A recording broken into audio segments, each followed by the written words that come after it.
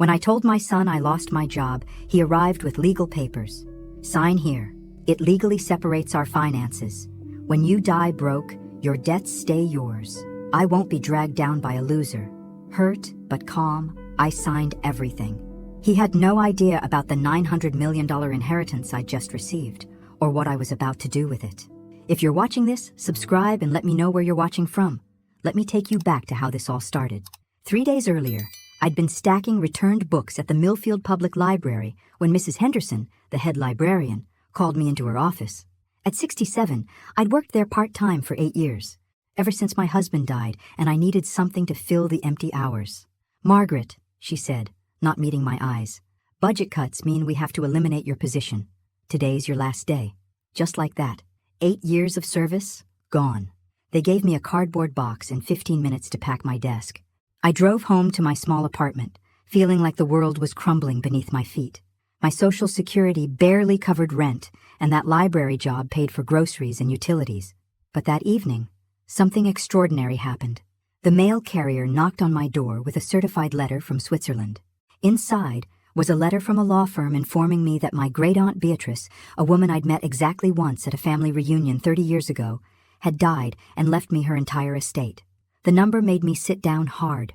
$900 million. I read it 3 times. Sure, it was a mistake. But the lawyers were very real, very Swiss, and very serious.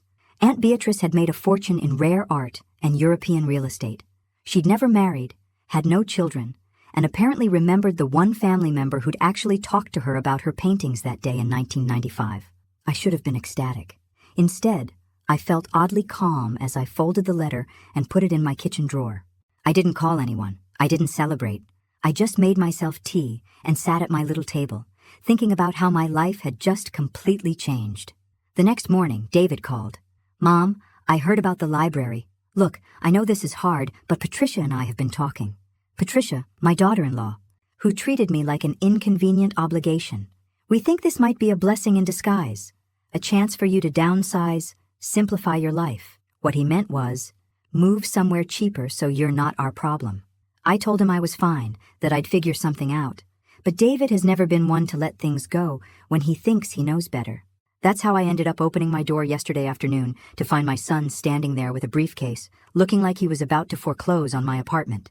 "We need to talk," he said, pushing past me into my living room. "Patricia's been researching, and there are legal ways to protect families from financial liability." "Smart planning, Mom." He opened his briefcase with the efficiency of a businessman, which he was. David sold insurance and had done well for himself, well enough to live in a house 3 times the size of my apartment, well enough to take vacations to Europe while I clipped coupons. "These documents legally separate our finances," he explained, spreading papers across my coffee table. "It means when you inevitably can't pay your bills, when you need expensive medical care, when you die with debts, none of that becomes our responsibility." I stared at him. "When I die with debts? Mom, be realistic. You're 67, unemployed, living on Social Security. The math isn't hard." His voice was patient, like he was explaining basic addition to a child. "Patricia calculated your monthly expenses versus your income. You'll be broke within 2 years, 3 at most." Patricia. Of course she'd calculated my poverty down to the penny. "Sign here," he said, pointing to signature lines. "It's just smart planning. When you die broke, your debts stay yours. I won't be dragged down by a loser." That word hit me like a slap. Loser. My own son, calling me a loser. But I didn't argue. I didn't cry. I just picked up the pen and signed every page where he indicated. David watched with obvious relief, probably thinking he'd dodged a financial bullet. "I'm proud of you, Mom," he said, gathering the papers. This was the mature thing to do, the responsible thing. After he left, I sat in my chair and smiled. David had just legally severed all financial ties between us, which meant that what happened next was entirely my business. The Swiss lawyers were expecting my call. The conference call with the Swiss attorneys lasted 2 hours. I sat at my kitchen table, taking notes in a composition book like I was back in school, trying to comprehend the magnitude of what I'd inherited. The estate includes properties in Geneva, London, New York, and Monaco, Mr. Hoffman explained in his precise English, plus a substantial art collection, including 3 previously unknown Van Gogh paintings. The liquid assets alone exceed $400 million. $400 million in cash, just sitting in banks, earning interest. Mrs. Thompson, there are some immediate decisions to make. The Monaco apartment has been offered to a buyer for $32 million. Do you wish to sell? $32 million. For one apartment, in a place I'd never been.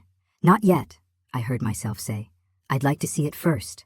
After the call, I walked to my bathroom mirror and stared at the face looking back at me. Same gray hair, same wrinkles around blue eyes, same woman who'd been called a loser yesterday. Except now that woman was worth nearly $1 billion. The irony was delicious. I made myself lunch, a can of soup, because old habits die hard, and thought about David, about Patricia calculating my descent into poverty with such precision, about how quickly they'd wanted to protect themselves from my inevitable failure.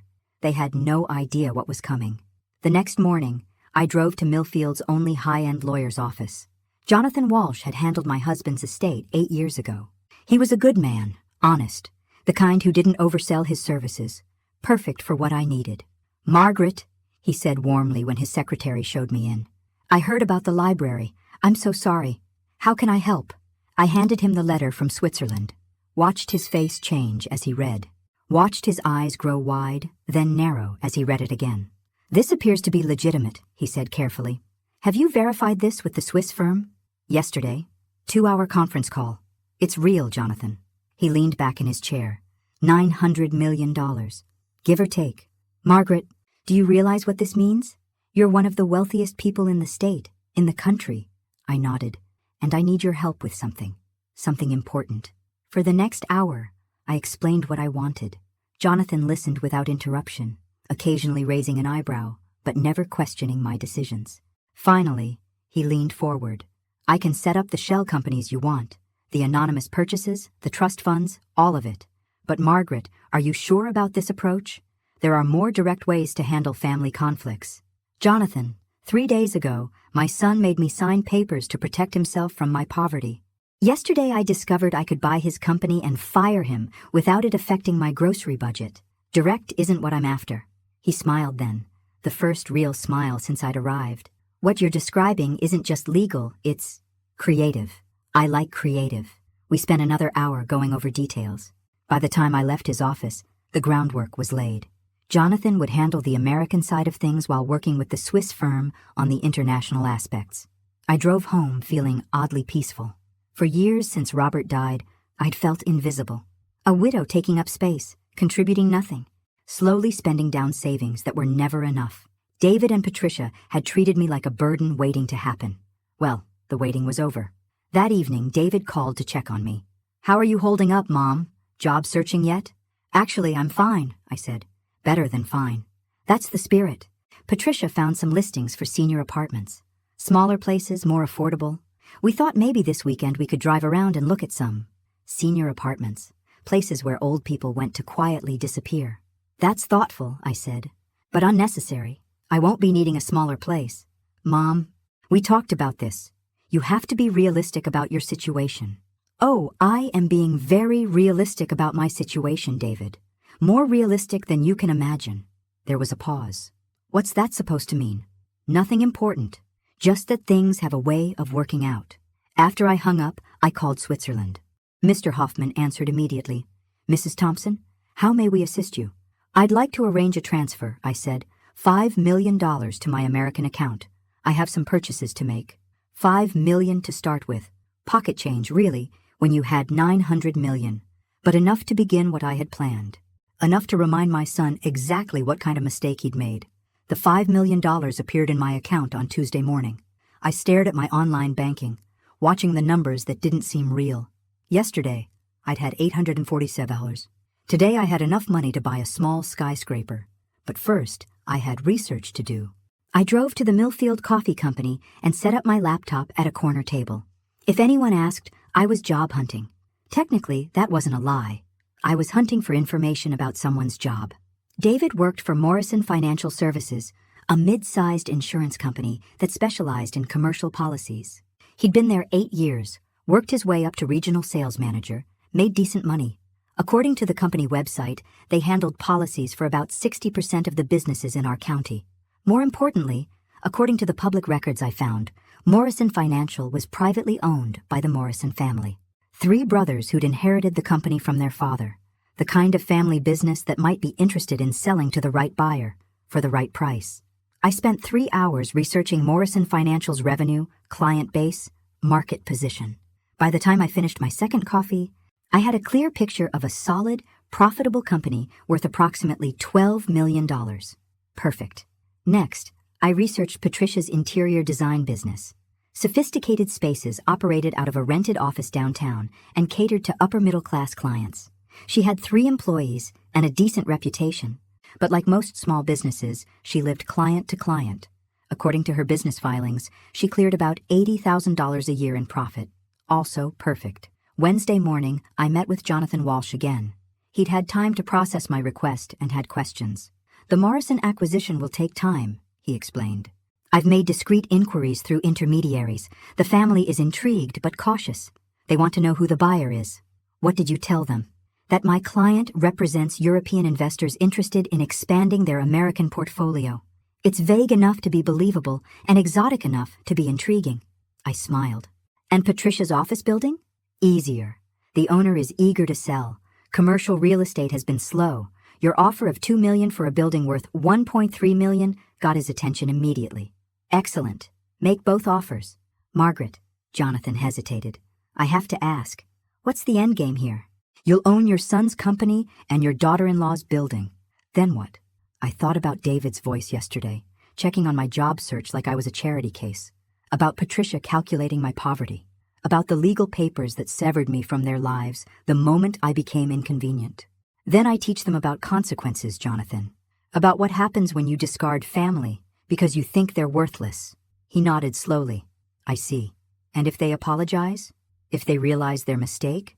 They won't realize anything until it's too late. People like David and Patricia don't apologize until the damage is already done. Thursday afternoon, I got my first confirmation. The owner of Patricia's office building had accepted my offer. By next week, I would be Patricia's landlord. I celebrated by buying groceries without checking prices. Small rebellions, but satisfying ones. Friday brought a call from David. Mom, how's the apartment hunting going? I've decided not to move, I said. What? Mom, we talked about this. You can't afford to stay where you are. I can afford anything I want, David. Silence. Then, carefully, what does that mean? It means I'm fine. It means you don't need to worry about me becoming your financial burden. Are you seeing someone? His voice sharpened. Mom, please tell me you haven't fallen for some romance scam. Elderly people are targeted all the time. Elderly people, like I was a doddering fool waiting to be taken advantage of. No romance scam, David. I'm just not the charity case you think I am. Then where is this confidence coming from? 3 days ago, you were unemployed and scared. I smiled, looking out my apartment window at the town where I'd lived for 40 years. The town where everyone knew Margaret Thompson as the quiet widow who worked at the library. Soon, they'd know her as something else entirely. I received some unexpected good news, I said. My situation has improved dramatically. What kind of good news? The kind that changes everything. After I hung up, I called Jonathan. Any word from Morrison Financial? They want to meet next week. They're very interested, but they want assurances about financing and the buyer's intentions. Tell them the buyer intends to honor all existing contracts and maintain current operations. No layoffs, no restructuring. That should reassure them. Margaret, they're asking for $14 million now. Apparently word got out about the European interest and they're testing the market. $14 million instead of 12. I almost laughed. Accept their price, I said. But I want the sale completed within 30 days. That's very fast for this type of transaction. Jonathan, I have $900 million earning interest in Swiss banks. $14 million is what I spend on coffee. The next week would bring interesting conversations. Patricia would discover her rent was increasing dramatically. David would learn his company had new owners. But they still wouldn't know the most important thing of all. They wouldn't know that the woman they dismissed as a loser was about to become their boss. Monday morning, Patricia called me in tears. Margaret, something terrible happened. My landlord sold the building to some foreign investment company, and they're tripling my rent, $3,000 a month. I can't afford that. I made appropriate sympathetic noises while stirring my coffee. Through Jonathan's shell company, I was now Patricia's landlord. The rent increase was perfectly legal. Her lease was month to month, and I'd given proper notice. That's awful, dear. Have you talked to them? I tried calling, but they won't negotiate. The property management company says the new owners want to maximize the investment potential of the building. Her voice cracked. I don't know what to do. I'll have to move, but there's nothing available in my price range downtown. Everything else would mean losing most of my clients. I'm so sorry this is happening. David thinks I should ask you for help with the deposit on a new place. But I told him absolutely not. You have enough to worry about with your own situation. How thoughtful. They wouldn't ask me for money because they thought I didn't have any. Have you considered expanding your business? I asked innocently. Maybe this is an opportunity to think bigger. With what money? Margaret, I'm barely keeping the lights on as it is. This rent increase will kill me. After Patricia hung up, I called Jonathan. How's the Morrison acquisition proceeding? Faster than expected. The family is motivated. Apparently one of the brothers wants to retire, and buying out his share was straining the other two. Your offer solves multiple problems for them. Excellent. And my other request? The background checks on David's client list are complete. Very interesting reading. Jonathan had investigated David's sales record and client relationships. Not to harm him, but to understand exactly how good he was at his job. The answer was moderately successful, but not irreplaceable. David had charm and persistence, but several of his major accounts had expressed frustration with his service. Most importantly, his biggest client, Hartwell Manufacturing, had been considering switching insurance companies for months. What did you find about Hartwell? They've been unhappy with response times and claim processing. David's been managing the relationship, but barely. One more service failure, and they'll likely leave. Perfect. I want you to arrange a lunch with Mr. Hartwell. Tell him you represent a European insurance company interested in acquiring clients in the American market. Margaret, you can't steal your son's clients. I'm not stealing anything. I'm offering better service. Business is business, right? Isn't that what David would say? Tuesday afternoon, David called with his own crisis. Mom, something weird is happening at work. The owners are selling the company to some European conglomerate. It came out of nowhere. That sounds exciting, I said. New opportunities? I don't know. Nobody knows anything except that the sale is happening fast. Mr. Morrison says the new owners want to keep everything the same, but you know how these things go. New ownership usually means changes. I'm sure you'll be fine. You're good at what you do. Yeah, but good enough for European standards? These people might have completely different expectations. I almost felt sorry for him. Almost. Wednesday brought a delightful development. Mr. Hartwell agreed to meet with Jonathan about switching his company's insurance needs. The meeting was set for Friday at the country club. Thursday evening, Patricia called again, more desperate now. Margaret, I have until Friday to decide whether to sign the new lease or move out. The property management company won't budge on the rent. David thinks I should take out a loan to cover the difference. But the bank won't approve me for enough. What will you do? I don't know. Maybe I'll have to close the business. Start over somewhere cheaper, outside town. The defeat in her voice was complete. Patricia, who'd calculated my financial ruin with such precision, was now facing her own. I'm sorry this is so difficult. The worst part is the timing. I finally had some momentum, some good clients. Mrs. Richardson just hired me to redecorate her entire house. A $50,000 project. But if I have to move, I'll lose her and everyone else. After she hung up, I sat in my chair thinking about Patricia. She wasn't evil, just thoughtless. She'd never considered that her calculations about my poverty might hurt. In her mind, she was being practical, realistic, smart. Now she was learning what it felt like to have someone else control your financial future. Friday afternoon, Jonathan called with news. Morrison Financial is officially sold. Paperwork completed, money transferred. You now own David's company. And Hartwell Manufacturing? Mr. Hartwell was very impressed with our proposal. He's ready to switch insurance companies immediately. He asked when we could take over his policy. Tell him Monday. And Jonathan? I want David to be the one who has to call Hartwell and tell him about the account transition. Margaret, that's business. David will be following company protocol, informing clients about service changes. Nothing inappropriate about that. I hung up and made myself dinner, humming softly. Tomorrow was Saturday. David and Patricia would spend the weekend worrying about their futures, not knowing that their fates were entirely in my hands. On Monday, David would arrive at work to discover his new boss. Patricia would have to decide whether to pay rent she couldn't afford or lose the business she'd built. And I would still be just their poor, unemployed mother, the loser they'd legally severed from their lives. for now. Monday morning, I dressed carefully in my best navy blue dress and drove to Morrison Financial Services. Time to meet my employees. David's car was already in the parking lot when I arrived at 9 a.m. Through Jonathan's arrangements, I was scheduled to meet with the management team at 9:30 to introduce myself as the representative of the new ownership group. I sat in my car for a few minutes, watching David through the office windows. He was at his desk, probably reviewing client files, preparing for what he thought would be a normal day. In 30 minutes, his world would tilt sideways. Jonathan met me at the front door. Ready for this? I've been ready since he called me a loser. The conference room held 6 people. The 3 Morrison brothers who were staying on temporarily to ease the transition. David, another sales manager named Robert, and Sarah from accounting. They all stood when Jonathan and I entered.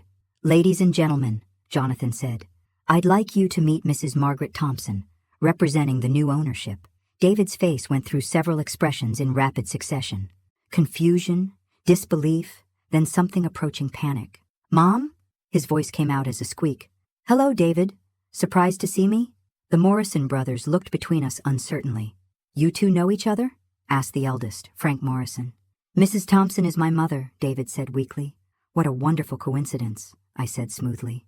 I had no idea David worked here when my associates recommended Morrison Financial as an acquisition target. That was technically true. I'd known David worked there, but my associates had indeed recommended it, after I'd told them to. "Mom, I don't understand. How are you representing investors? You just lost your job at the library." I smiled at him with the same patience he'd shown me when explaining why I'd die broke. "David, my circumstances have changed recently. Quite dramatically, actually." Frank Morrison cleared his throat. "Should we postpone this meeting, given the family connection?" "Not at all," I said. "Business is business. Isn't that right, David?" For the next hour, I reviewed operations with the management team. Morrison Financial was exactly what I'd expected. Solid, profitable, but lacking vision for growth. Perfect for my purposes. "I want to assure everyone that there will be no immediate changes," I announced. "Salaries remain the same, benefits unchanged, and all current client relationships will be honored." "What about long-term plans?" asked Robert. "We'll be investing in technology upgrades and expanded services. The goal is growth, not cost-cutting." David hadn't spoken since his initial shock. He sat staring at me like I was a mirage that might disappear if he blinked. After the meeting, I asked to speak with David privately. The others filed out, leaving us alone in the conference room. "Mom, what the hell is going on?" "Language, David. Don't. Just don't. How did you buy this company? Where did you get the money?" "I inherited it." "Inherited what? From who?" "From my great-aunt Beatrice. You remember her from Uncle Harold's funeral? The weird old lady with the paintings? Mom, she lived in a tiny apartment." I almost laughed. Aunt Beatrice's tiny apartment in Geneva was worth $40 million, but David's memory was selective. "Appearances can be deceiving," I said. "Aunt Beatrice was quite wealthy." "How wealthy?" "Wealthy enough to buy this company without affecting my grocery budget."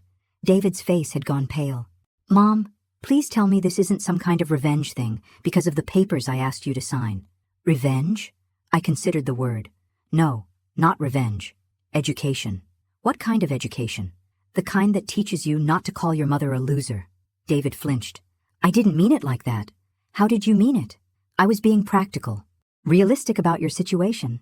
"My situation has changed, David, dramatically. And now I'm being practical about yours." He was quiet for a long moment. Then, "Are you going to fire me?" "That depends entirely on your performance. This is a business, and I expect professional results from all my employees." "Your employees?" "Yes. I'm your boss now, David. I hope that won't be a problem." I stood to leave, then turned back. "Oh, and David, I need you to call Hartwell Manufacturing this afternoon. They're switching to a different insurance provider. You'll need to arrange the policy transition." David's largest client? Gone. I watched understanding dawn in his eyes. "Mom, Mrs. Thompson, please. Let's keep things professional." I left him sitting in the conference room, probably wondering how the woman he'd dismissed as a poverty-bound loser had just become his boss. But David's education was just beginning. That afternoon, I drove to Patricia's office building. My building. She was working late, probably trying to figure out how to salvage her business before the rent increase took effect. I found her in her office, surrounded by fabric samples and floor plans, crying softly over her laptop. "Patricia?" Are you all right?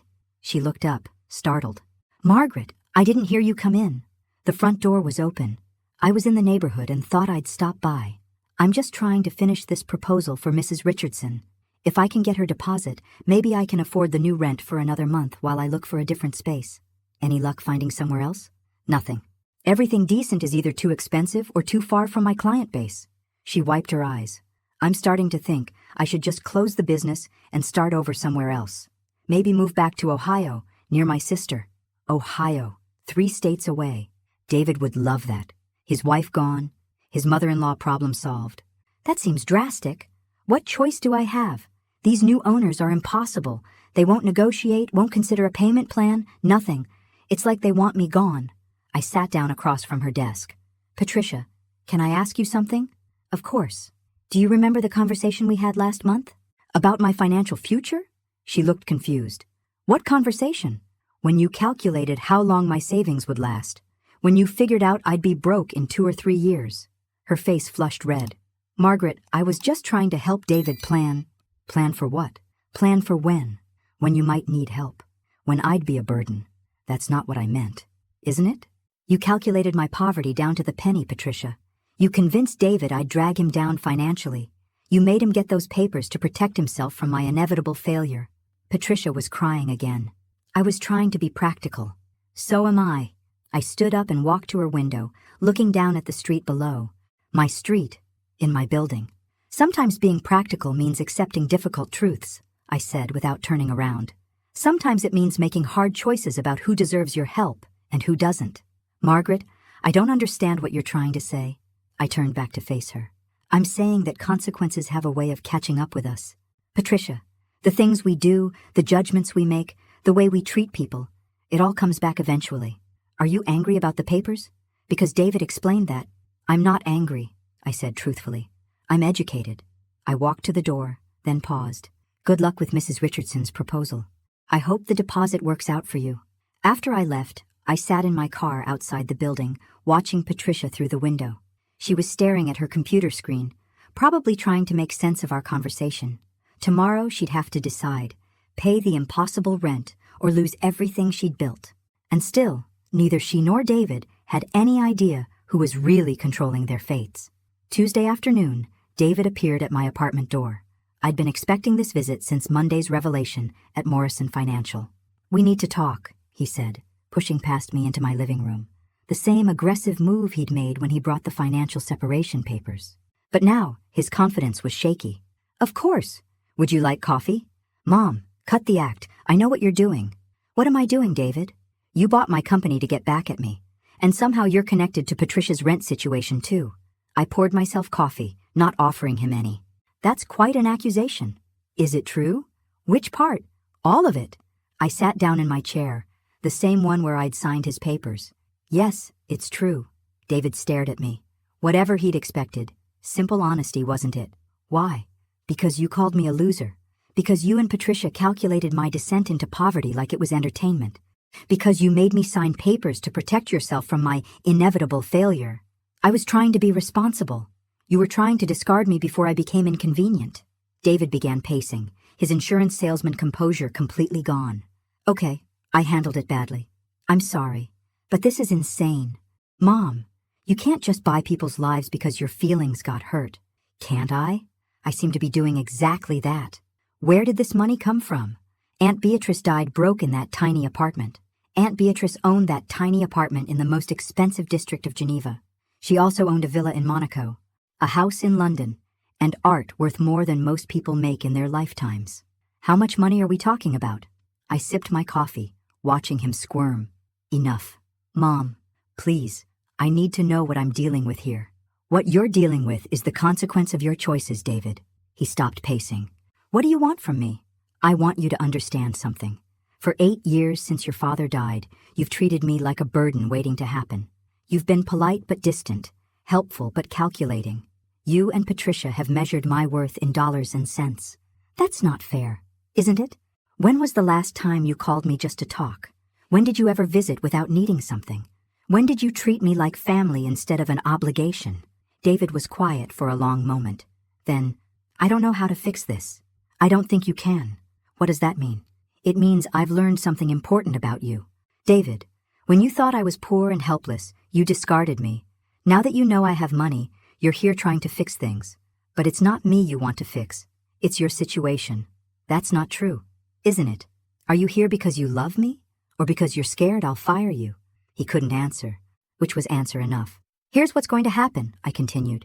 You'll keep your job as long as you perform well. I'm a fair employer, but our personal relationship? That ended when you made me sign those papers. Mom, Mrs. Thompson at work, please. David's phone rang. He glanced at it, his face growing pale.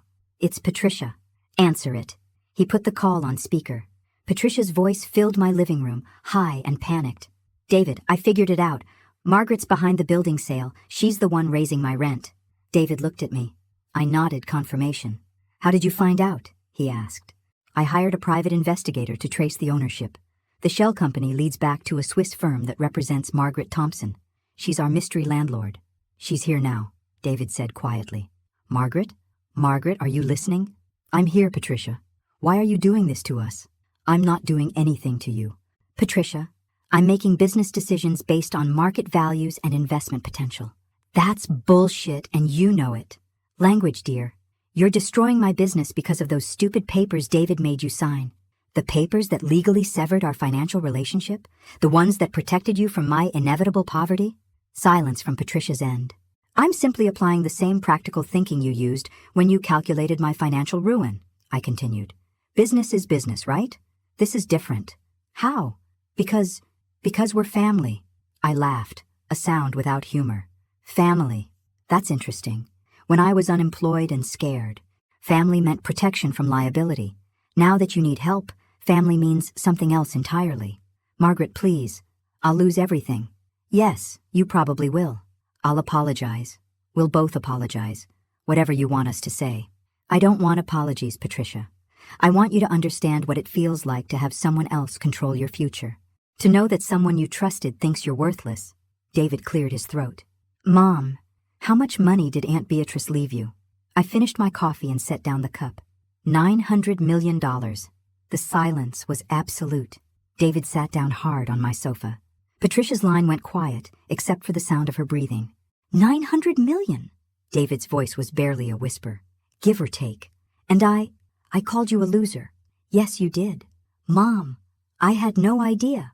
Of course you didn't. If you had, you would have treated me very differently. But that's exactly the point, isn't it? Your respect was conditional on my bank account. David buried his face in his hands. Patricia was crying audibly through the phone. What happens now? Patricia asked. I stood up, smoothing my dress. Now you both learn what it's like to live with uncertainty, to have someone else hold your future in their hands, to be judged and found wanting. For how long? That depends on how long it takes you to understand what you've done. After they left, David walking like a man heading to his execution, Patricia sobbing through the phone about lost clients and ruined dreams, I sat in my chair and thought about the last 2 weeks. 2 weeks ago, I'd been Margaret Thompson, unemployed library worker, heading toward poverty and dependence. Today, I was Margaret Thompson, multi-millionaire, employer, landlord. The same person, but treated entirely differently based on one thing, money. David and Patricia were learning that lesson now. Learning that their calculations about my worth had been more than miscalculations. They'd been revelations about who they really were, and we were only halfway through their education. Patricia's business died slowly, then all at once. Within 2 weeks of the rent increase, she lost 3 major clients who couldn't follow her to a cheaper location outside town. Mrs. Richardson's $50,000 project vanished when Patricia had to admit she might not have an office to work from. I watched it all unfold from my new office at Morrison Financial, where I'd taken a small suite next to David's workspace. Not to micromanage, I assured the staff, but to understand the business I'd purchased. Really, I just enjoyed watching David squirm every time he saw me. Mom, he said one Thursday morning, appearing in my doorway with dark circles under his eyes. We need to discuss Patricia's situation. What about it? She's closing the business. She can't afford the rent, and moving killed her client base. That's unfortunate. You could help her. How? Lower the rent. Give her time to rebuild. Something. I leaned back in my chair, the same way he'd leaned back when explaining my inevitable poverty. David, why would I do that? Because she's family. Family. I savored the word. Like when she calculated my descent into poverty for your entertainment? She was trying to help plan for your future. My future as your burden. David ran his hands through his hair. What do you want from us? Blood? I want you to understand consequences. Patricia spent years treating me like an inconvenience. Now she's learning what it feels like to be discarded. She's my wife, and I'm your mother, but that didn't stop you from calling me a loser. David left without another word. Through my window, I watched him walk to his car, shoulders slumped in defeat. That afternoon, Jonathan called with news. The Monaco apartment sold for $32 million, as expected.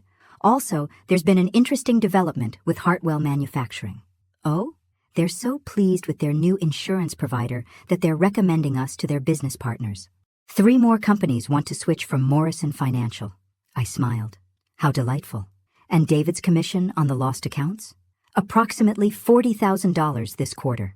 That's a significant hit to his annual income. David made decent money at Morrison Financial, but losing his biggest clients would cut his salary by nearly 30%. Just enough to make life uncomfortable without being devastating. Perfect. What about Patricia's business closure? She filed bankruptcy paperwork yesterday. The business assets will be liquidated to pay creditors. Patricia, who'd built sophisticated spaces over 8 years, was losing everything. Her reputation, her client list, her independence. And my other project? The research is complete. David and Patricia's mortgage company is very interested in your acquisition offer. I'd been busy beyond just buying David's workplace and Patricia's building. Their mortgage holder, Millfield Community Bank, was a small institution that I could easily purchase. Not to foreclose on their house, but to control their financial future completely. Excellent. Make the offer. That evening, David and Patricia came to my apartment together. Both looked like they'd aged years in the past month. Mom, David said carefully, we want to make this right. How? Patricia spoke up, her voice shaky. We know we hurt you. We were thoughtless and cruel, and we're sorry. Are you sorry for what you did? Or sorry you got caught? Both, David said honestly, but mostly for what we did. I see. And if I'd never inherited money? If I'd actually become the burden you predicted? They exchanged glances. We would have helped you, Patricia said unconvincingly. Would you? Even after making me sign papers to protect yourselves from my debts? Silence. Here's what I think, I continued. You're sorry because your calculations were wrong. You're sorry because the worthless old woman turned out to be worth $900 million. But you're not sorry for treating me like garbage when you thought I was powerless. That's not fair, David protested. Fair? Was it fair when you made me sign legal documents because you thought I'd die broke and drag you down? Patricia started crying.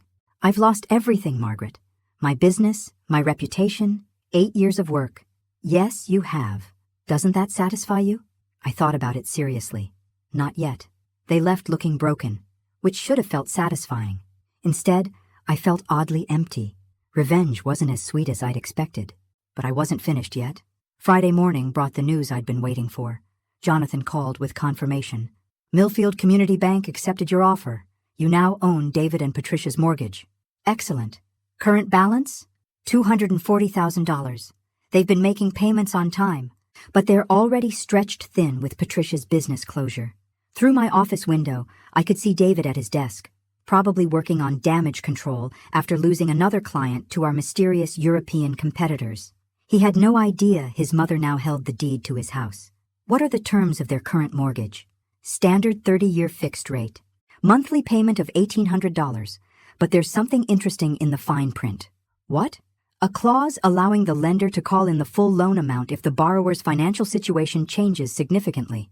Patricia's bankruptcy filing could trigger that clause. I smiled. Could it now? Margaret, are you really going to foreclose on your son's house? I'm going to give them choices, Jonathan. The same kind of choices they gave me. That afternoon, I implemented Phase 2 of my education program. I had Jonathan send official letters to both David and Patricia, informing them of the mortgage transfer and requesting updated financial statements. David appeared in my office an hour after receiving his letter. You bought our mortgage? I bought the bank that holds your mortgage. There's a difference. Is there? Of course. I'm a responsible lender. I want to ensure my investment is secure. David stared at me like I'd grown a second head. Mom, you own my house. The bank owns your house until you pay off the loan. I own the bank. Same thing. Not quite. As long as you make your payments, nothing changes. And if we can't make the payments, then we'll discuss options. David's face went pale. Patricia's unemployment benefits run out next month. Without her income, you'll have to make adjustments. What kind of adjustments? I pulled out a file folder. Well, there are several options. You could refinance with another lender, though your credit has taken a hit with Patricia's bankruptcy. You could sell the house and buy something smaller. Or what? You could ask family for help. The irony hung in the air between us. David, who'd protected himself from my financial problems, now needed to ask me for help with his. Would you help us? That depends. On what? On whether you've learned anything from this experience. David was quiet for a long moment. I've learned that you're vindictive. Have you learned why? Because we hurt your feelings. I stood up, walking to the window. David, do you remember what you said when you brought me those papers to sign? I said a lot of things. You said I'd die broke and drag you down. You called me a loser. I was wrong. You were honest. You showed me exactly what you thought of me when you believed I was powerless. I'm sorry. Are you? Or are you just scared? He couldn't answer. That evening, Patricia called me, sobbing. Margaret, please, I know you hate us, but we're going to lose our house. Why would I hate you, Patricia? Because of what we did. Because of the papers, the calculations, all of it. I don't hate you. I pity you. Pity us? You had a mother-in-law who would have done anything for you, who helped with the grandchildren, never interfered, always supported your decisions, and you threw it all away because you thought I was financially inconvenient. We were scared. Scared of what? Scared of being responsible for you if something happened. So you decided to be responsible for nothing instead. Patricia was quiet. Then, what do you want from us? I want you to understand what it feels like to have your future controlled by someone who thinks you're worthless. We never thought you were worthless. Didn't you? You calculated my poverty like a math problem. You convinced David to protect himself from my inevitable failure. You treated me like a liability waiting to happen. I was trying to be practical. So am I. After I hung up, I sat in my chair thinking about the past 6 weeks.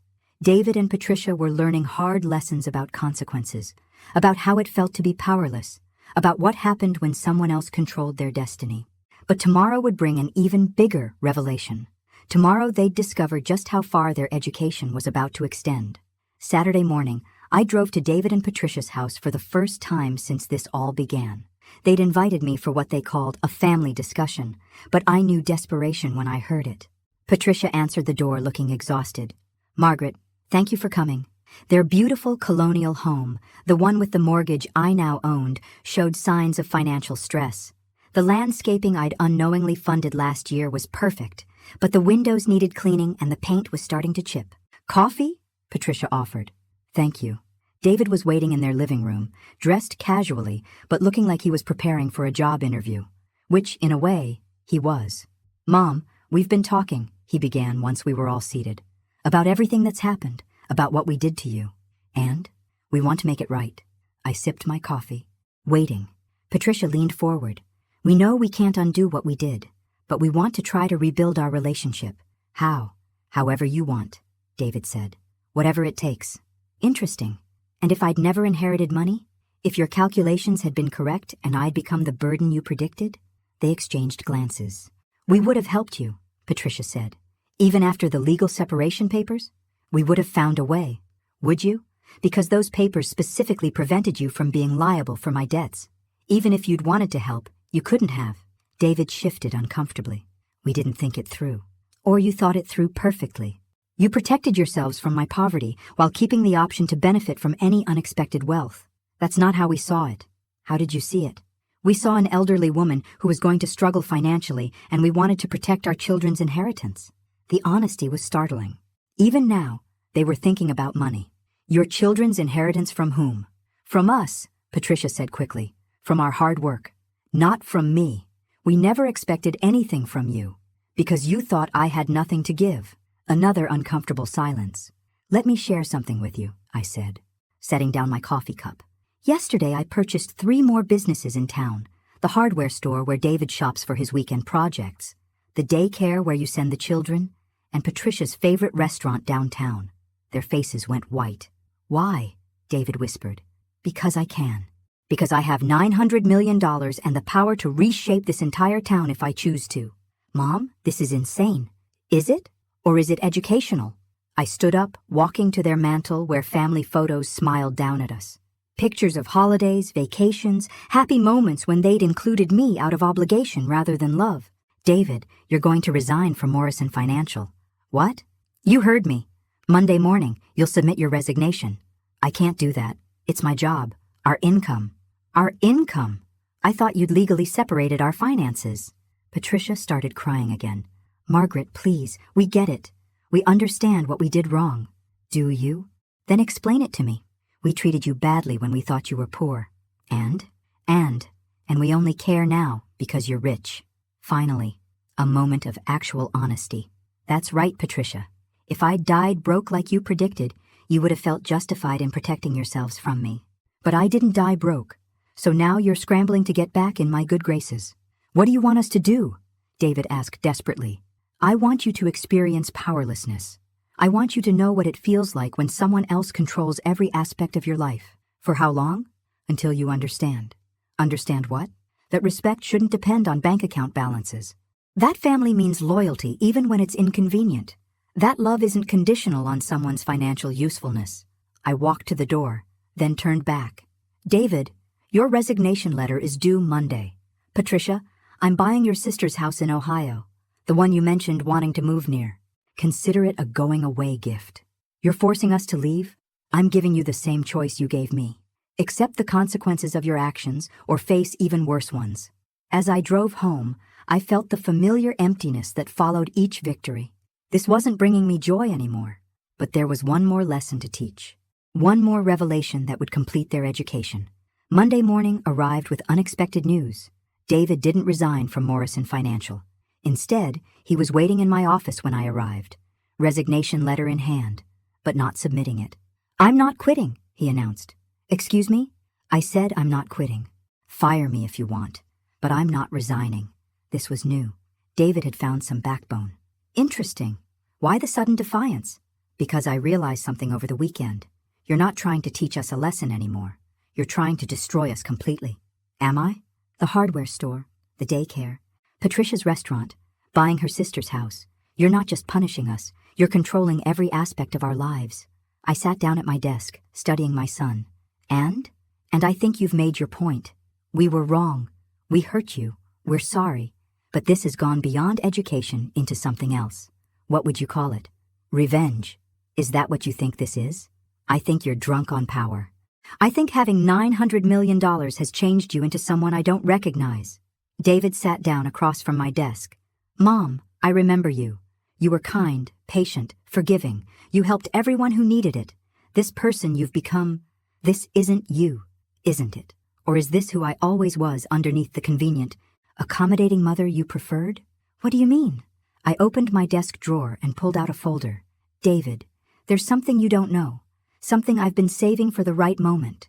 What? The inheritance from Aunt Beatrice. It didn't just include money and property. David looked confused. What else? Information, records, documentation of her extensive research into our family. I opened the folder and spread several documents across my desk. Aunt Beatrice was very thorough. She investigated every family member before deciding who deserved her fortune. She knew about your father's business practices, your mortgage struggles, Patricia's spending habits. She knew about every family gathering where I was treated like an obligation. David's face was growing pale. She also knew about the conversation you and Patricia had last Christmas, the one where you discussed having me declared incompetent so you could control my assets. We never. December 23rd. In your kitchen, while I was playing with the grandchildren in the living room, Patricia suggested that my confused behavior about money meant I needed supervision. You agreed that it might be necessary someday. David's mouth opened and closed like a fish. Aunt Beatrice had private investigators. David, she recorded conversations, she documented everything, and she left very specific instructions about how her fortune should be used. I pulled out the final document, the one that had taken me weeks to fully understand. The $900 million isn't just a gift, it's a weapon. Aunt Beatrice wanted to prove that greed reveals character. She left me enough money to expose the true nature of everyone in our family. That's insane. Is it? Look what's happened. The moment you thought I was poor and helpless, you discarded me. The moment you discovered I was wealthy, you came crawling back. You've proven exactly what Aunt Beatrice suspected about your character. David stared at the documents. So this was all planned? The whole thing? Not planned, facilitated. Aunt Beatrice gave me the tools to reveal who you really are. What you chose to do with those revelations was entirely up to you. And Patricia? Patricia chose to calculate my poverty for entertainment. She chose to treat me like a liability. She chose to support your decision to legally separate from me. David was quiet for a long moment. Then, what happens now? Now you face the consequences of failing Aunt Beatrice's test. What test? The test of character. The test of whether you'd love me for who I am or what I have. The test of whether family loyalty matters when it's inconvenient. I gathered the documents and put them back in the folder. You failed, David, spectacularly. So what's my punishment? Your punishment is living with the knowledge of who you really are, and with the consequences of the choices you've made. David left my office looking like a man who'd just discovered the ground beneath his feet was quicksand. But there was one more revelation coming. One that would complete the lesson Aunt Beatrice had designed. 3 days later, I called David and Patricia to my apartment for what I told them would be our final conversation. They arrived looking like prisoners heading to sentencing. Sit, I said, gesturing to my sofa. They sat. I have an announcement to make. About Aunt Beatrice's inheritance. David looked up hopefully. Are you giving it back? Donating it? No, David. I'm keeping every penny. But there's something you need to understand about what that money represents. I walked to my kitchen table where I'd laid out all of Aunt Beatrice's documents, including some they hadn't seen yet. Aunt Beatrice's final letter to me contained specific instructions. She wanted me to use her fortune to conduct what she called character experiments on our family members. Patricia spoke up weakly. What kind of experiments? The kind that reveal who people really are when they think no one important is watching. I picked up the thickest folder. This contains detailed records of every family interaction for the past 10 years. Every slight, every dismissal, every time I was treated as less than. Aunt Beatrice documented it all. How? Private investigators, recording devices. She was very thorough. David's face had gone ashen. She was spying on us? She was collecting evidence. Evidence of how her family treated the most vulnerable member when they thought there were no consequences. I opened the folder and pulled out a transcript. This is from your conversation with Patricia after my husband's funeral. Quote, "Now we'll have to deal with Mom's neediness. She'll probably want to move in with us, or something pathetic like that." Patricia made a small choking sound. This is from last Thanksgiving. Mom's getting more confused about money. Maybe we should start thinking about guardianship options. We were just talking about controlling my life for your convenience. Yes, I know. I set down the transcript and picked up another document. But here's the part you'll find most interesting. Aunt Beatrice's will contained a provision that you never learned about. What provision? If any family member passed her character test, if they showed genuine love and respect when they thought I was powerless, they would receive a substantial inheritance of their own. David and Patricia looked at each other hopefully. $50 million each, to be exact. Their expressions brightened considerably. However, I continued, if they failed the test by treating me badly when they thought I had nothing, they would receive something else instead. What? I smiled, feeling genuinely happy for the first time in months. Nothing. Absolutely nothing. Forever. The hope died in their eyes like a candle being snuffed out. You see, Aunt Beatrice believed that character is revealed by how we treat people when we think it doesn't matter, when we think no one important is watching, when we think there are no consequences. I walked to my window, looking out at the town where I'd lived my entire adult life. You treated me terribly when you thought I was poor and helpless. You made me sign papers to protect yourselves from my poverty. You calculated my descent into destitution like it was a math problem. You called me a loser. Mom, you failed the test.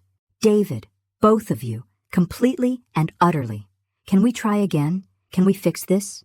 I turned back to face them. The test is over. The results are final. So, what happens now? Now, I live my life as a very wealthy woman who finally understands her true worth. And you live your lives knowing exactly what you threw away. Will you help us keep our house? No. Will you let David keep his job? No. Will you ever forgive us? I considered the question seriously. Forgiveness isn't the issue. Understanding is. You've shown me who you really are when you think it's safe to be cruel. I can't unknow that. David stood up, his face a mixture of desperation and anger. So that's it? You destroy our lives and walk away? I didn't destroy your lives, David. I revealed the consequences of your choices. There's a difference. What about the grandchildren? They're innocent in all this. Yes, they are. And they'll be provided for. Trust funds, college expenses, everything they need. Aunt Beatrice made provisions for innocent parties. Just not for us. Just not for you. Patricia was crying silently, mascara running down her cheeks. I never meant for any of this to happen, she whispered. Yes, you did. You meant for me to disappear quietly into poverty while you protected yourselves from any inconvenience.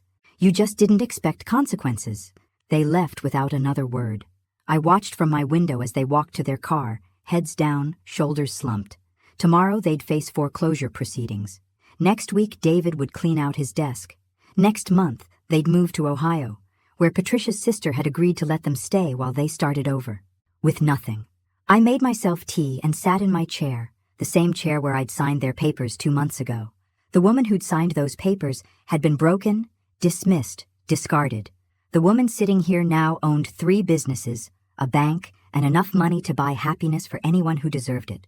But more importantly, she'd learned that respect and love couldn't be purchased. They had to be earned through character and proven through choices. David and Patricia had made their choices. Now they'd live with the consequences forever. I opened my laptop and began researching charities. $900 million could do a lot of good in the world when given to people who actually deserved it. People who understood that worth wasn't measured in bank accounts, but in how we treat others when we think no one is watching. The lesson was complete. Thanks for listening. Don't forget to subscribe and feel free to share your story in the comments. Your voice matters.